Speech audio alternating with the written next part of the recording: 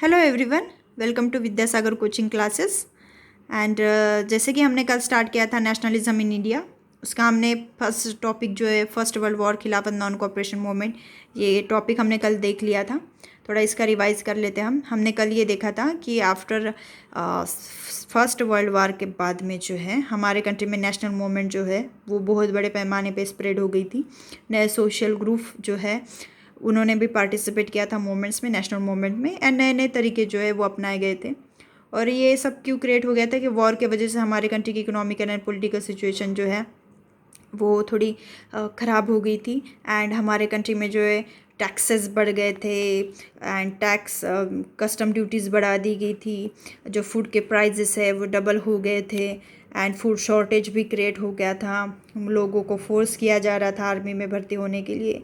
And at this same time जो है हमारे कंट्री में क्रॉप भी फेल हो गए थे, एपिडेमिक आ गया था। तो इसके वजह से हमारे कंट्री में बहुत सारे लोगों की जान भी चली गई थी। ये सब हमने कल पढ़ा था।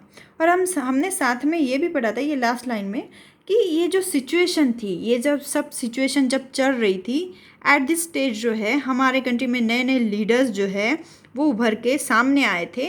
ये जो कुछ भी सिचुएशन क्रिएट की गई थी ये ब्रिटिश लोगों ने उनके खिलाफ आवाज़ उठाने के लिए। तो नए लीडर कौन से आए थे ये हम पढ़ेंगे इस लेसन में। तो सबसे पहले जो है पहला जो टॉपिक है इसका सब टॉपिक जो है वो है आइडिया ऑफ सत्याग्रह। तो सत्याग्रह नाम सुन के ही आपको पता चल गया होगा कि गांधी जी के बारे में हम पढ़ने वाले हैं इसमें। तो जैसे कि यहाँ पे दिया है कि गांधी जी जो है, आपको पता होगा कि गांधी जी जो है हमारे कंट्री में 1915 में वापस आए थे। और वो कहाँ से वापस आए थे? साउथ अफ्रीका से। तो साउथ अफ्रीका में भी उन्होंने जो है रेसिस्ट रेजिम के खिलाफ जो है वो एगिटेशन किया था, मूवमेंट की थी, और उसमें जो है वो सक्सेसफुल भी हो गए थे। तो देखेंगे हम इस पैसेज में। तो फर्स्ट पैराग्राफ में जैसे कि दिया है यहाँ पे, यू कैन सी देयर, कि गांधी जी ने जो है वहाँ पे साउथ अफ्रीका में रैसिस्ट रेजिम के खिलाफ जो है एक नई मेथड अपना के जो है वो एक तरीके से लड़ाई दी थी। मतलब किसी ये जो रैसिस्ट रेजिम के खिलाफ जो है आवाज़ उठाया था। अभी रैसिस्ट का मतलब क्या होता है? रैसिस्ट मीन्स कैसे होता है कि एक कास्ट जो है, मतलब लोग का ऐसा कहना होता है, प्रेजुडाइज होता है लोगों का, person prejudice that one race is superior then other. So जैसे कि हमारे कंट्री में शूद्रास को जो है वो इन्फीरियर माना जाता था एंड ब्राह्मण्स को सुपेरियर माना जाता था, वैसे साउथ अफ्रीका में भी कास्ट के बेसिस पे जो है वो डिस्क्रिमिनेशन होता था। तो इस डिस्क्रिमिनेशन के खिलाफ जो है गांधी जी ने आवाज़ उठाया था। लेकिन गांधी जी की जो मेथड थी ना वो नई थी। वो मेथड कैसे नहीं थी? गांधी जी ने ना मास एगिटेशन किया था, और साथ में क्या था उनका कहना? नॉन वायलेंस, मतलब किसी भी तरीके का वायलेंस ना करते हुए भी हम जीत हासिल कर सकते हैं, अन्याय के खिलाफ लड़ सकते हैं। ये गांधी जी ने सबको मतलब एक तरीके से गांधी जी ने ये दिखा दिया था। सो ये जो नॉवेल मेथड थी मास एगिटेशन की, उसको बोला जाता था सत्याग्रह। तो आइडिया ऑफ सत्याग्रह जो है, ये जो आइडिया है इसमें किस चीज़ पे ज़्यादा फोकस किया जाता है? तो सबसे पहले फोकस किया जाता है पावर ऑफ ट्रूथ। सबको पता है, ऐसा बोला जाता है कि सत्य में बहुत बड़ी पावर होती है। तो वही गांधी जी का कहना था कि truth, power of truth and need to search for truth. तो हमें क्या करना चाहिए? ट्रूथ, पावर ऑफ ट्रूथ पे फोकस देना चाहिए, और उसको पाने के लिए हमेशा मतलब एक तरीके से सर्च फॉर ट्रूथ ऐसे बोला गया।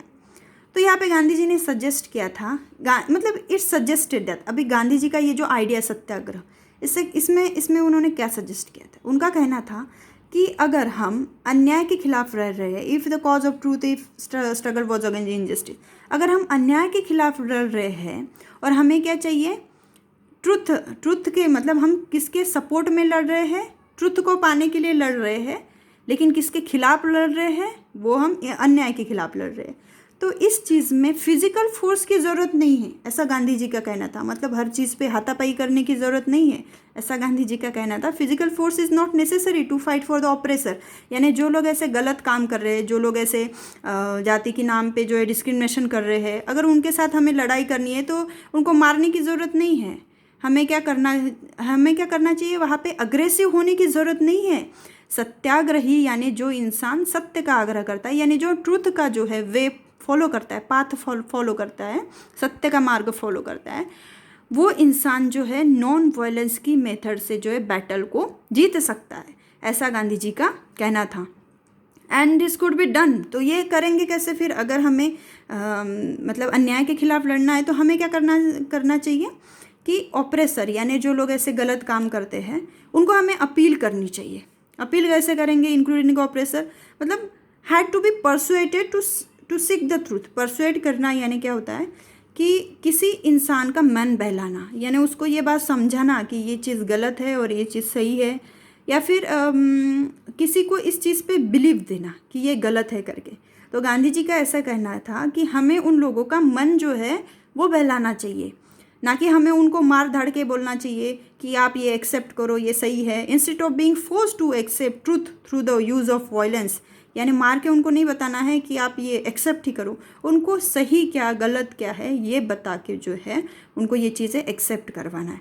तो इस स्ट्रगल से गांधी जी का ऐसा कहना था कि अगर हम इस तरीके से किसी भी स्ट्रगल को फॉलो करते हैं तो हमारी जीत पक्की है, ऐसा गांधी जी का कहना था। By this struggle truth was bound to ultimately triumph. तो इसका मतलब क्या होता है कि अल्टीमेटली जो है वो सत्य की जीत होंगी अगर हम ये जो वे फॉलो करते हैं। तो गांधी जी इस जो ये सत्याग्रह है, सत्याग्रह का मार्ग है, नॉन वायलेंस का मार्ग है, इस पे बहुत ज़्यादा बिलीव करते थे। और गांधी जी का ये कहना था कि ये जो धर्म ऑफ नॉन वायलेंस है ये हमारी कंट्री को यूनाइट कर देगा, मतलब हमारे country could unite all the Indians, यानी इंडिया में रहने वाले जितने भी लोग हैं उनको भी ये यूनाइट कर सकता है, ऐसा गांधी जी का कहना था। तो ये है सत्याग्रह के बारे में, आपको ये याद रखना है थोड़ा कि सत्याग्रह पे किस चीज़ पे फोकस दिया जाता है, सत्याग्रह यानी क्या होता है, किस वे का मतलब किस चीज़ का यूज़ किया जाता है, जैसे कि यहाँ बोला है कि नॉन वायलेंस का यूज़ किया जाता है। तो ये सब चीज़ें याद रखनी है। देन सेकंड पैराग्राफ है, यहाँ पे दिया है कि गांधी जी जब इंडिया में आए तो उन्होंने टूर किया, पहले हमारे कंट्री का ट्रैवल किया, उन्होंने हमारे कंट्री की कंडीशन क्या है वो देखी, फिर उन्होंने हमारे कंट्री के वेरियस प्लेस पे जो है वो सत्याग्रह मूवमेंट स्टार्ट की थी। तो उन्होंने 3 जो मूवमेंट जो है वो स्टार्ट की थी आने के बाद में, और तीनों के तीनों वो सक्सेसफुल भी रही थी। तो सबसे पहली जो मूवमेंट थी वो 1916 में स्टार्ट की थी उन्होंने सत्याग्रह, वो था बिहार चंपारण्य में। और याद रखना आपको ये चंपारण्य, उसके बाद में second movement Kheda in Gujarat, and third movement Ahmedabad, it's also in Gujarat. तो ये आपको मैप में ये सवाल आते हैं कि आपको ये जो प्लेसेस है इसको लोकेट करने के लिए आपको ये पूछा जाता है मैप में एग्ज़ाम में। तो आपको ये आपका ये आज का होमवर्क है कि आपको मैप में जाके चंपारण्य कहाँ पे है, देन खेड़ा कहाँ पे है, एंड अहमदाबाद कहाँ पे, ये आपको देखना है, ये आपका होमवर्क है, ठीक है। इस प्लेस को आपको लोकेट करना है। तो फर्स्ट जो मूवमेंट थी वो कौन सी थी? चंपारण्य मूवमेंट बिहार में। तो ये जो वहाँ पे जो है पीजेंट का जो है स्ट्रगल चल रहा था अगेंस्ट द प्लांटर, मतलब वहाँ पे क्या किया जाता था कि ये जो लोग जो है मतलब ब्रिटिशर जो है स्पेशली फार्मर को फोर्स करते थे कि आप जो है इंडिगो का ही प्लांटेशन करो, ठीक है, अदर क्रॉप का प्लांटेशन मत करो। तो इसलिए इनको फोर्स किया जा रहा था।